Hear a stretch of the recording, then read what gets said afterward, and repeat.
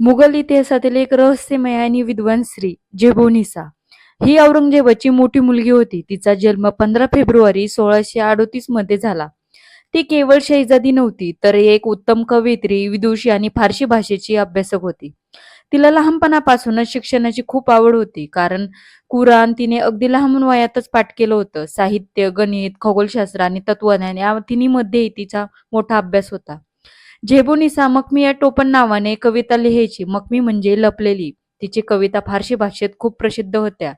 पण तिचं आयुष्य सुखाचं नव्हतं. औरंगजेबाच्या कठोर स्वभावामुळे तिने अनेक अडचणींना सामोरे जावे लागले. काही राजकीय संशयामुळे तिला 20 वर्ष कैदेत ठेवण्यात आले. शेवटी 1702 साली तिचं निधन कैदेमध्येच झालं. झेबुनिसा ही केवळ शहजादीची मुलगी नव्हती, तर ज्ञान, कला आणि संघर्ष यांचं प्रतीक होतं. चुकी एवढीच होती की नालायक बापाची मुलगी झाली. इतिहासात तिचं नाव आजही आदराने घेतलं जातं. माहिती आवडली असेल तर कमेंट करून नक्की सांगा. अशाच नवनवीन व्हिडिओसाठी चॅनलला सबस्क्राईब करायला विसरू नका. धन्यवाद.